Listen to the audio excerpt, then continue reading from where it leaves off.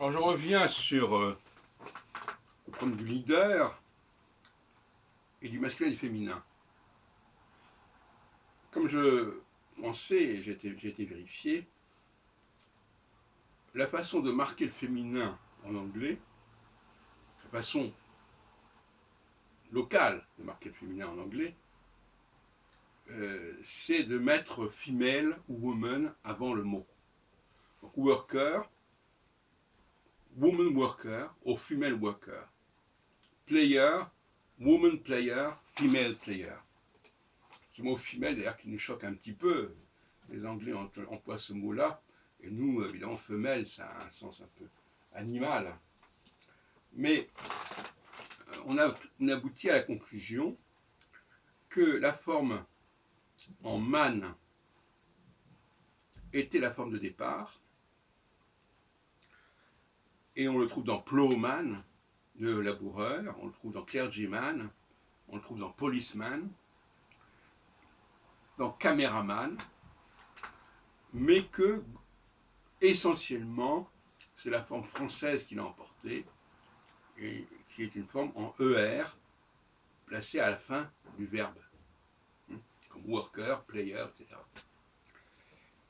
Et la forme en man a disparu, à quelques exceptions près.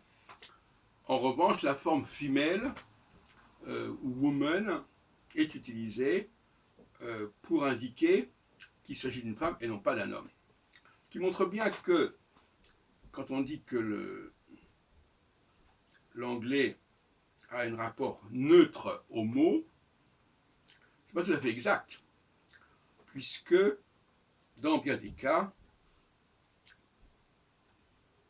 il s'agit de rajouter un élément woman ou female pour indiquer que c'est bien masculin ou féminin, enfin que c'est bien féminin.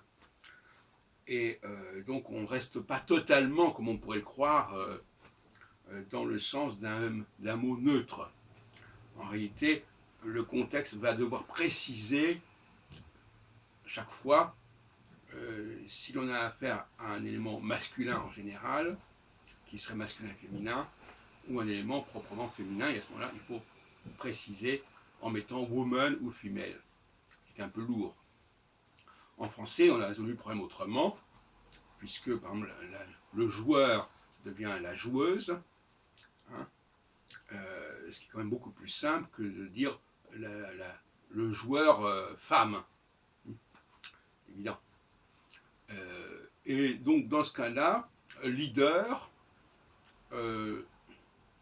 quand on en reçoit un mot anglais calqué sur le français, et en tout cas utilisant la finale française en ER ou EUR, ce qui revient au même finalement, ou OR, eh bien il faudrait mettre un THE pour marquer le féminin.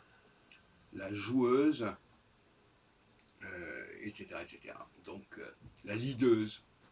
Je pense qu'il serait tout à fait raisonnable que nous disions la leaduse quand il s'agit d'une femme leader.